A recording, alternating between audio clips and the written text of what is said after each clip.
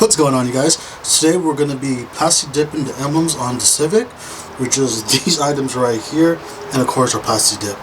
All we're going to use is, we had McDonald's for lunch, and we used this brown paper bag that came with it, scissors to cut it out, tape to kind of just hold it in place.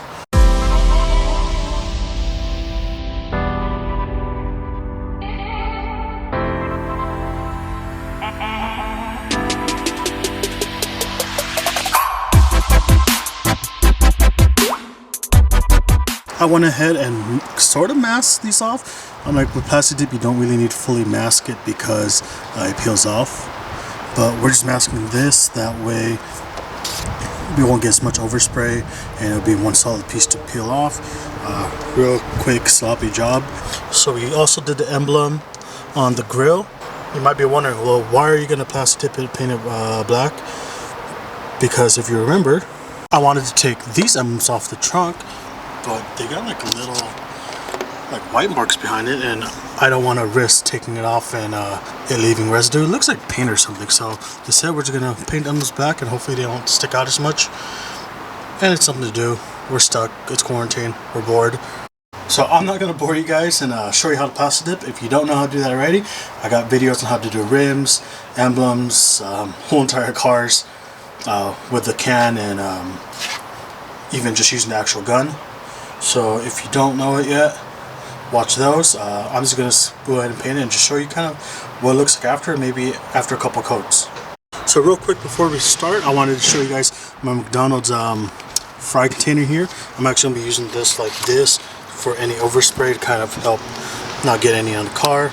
Again, if you do get any, I'll show you later, you can just rub it right off with a towel.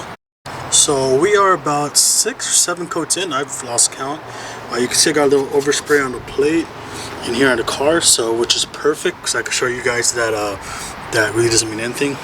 It literally will just rub off like so.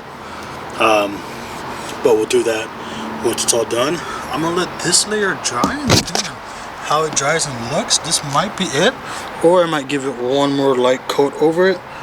But we'll see. We'll give this maybe another minute to set, and then we'll go from there.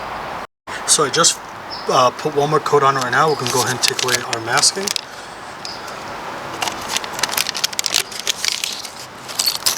Again, this is just a McDonald's bag and some tape I got in the house. Is it ideal? No.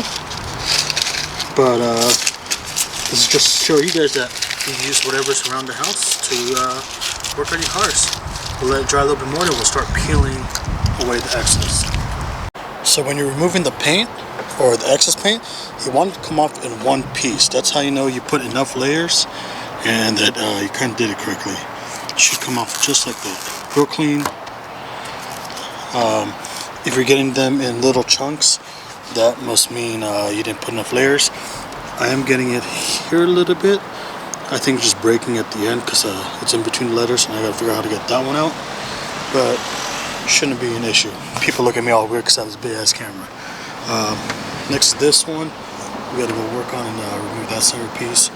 Got a little mess up right there, but that shouldn't be too hard to get rid of. But that's really it, you guys. Hope you guys enjoyed the video. Oh, and for overspray like so, just rub it off, it'll come off, or wash it. But you see all this overspray kind of left already. Or there's some right here by the car, right there. Rubs right off.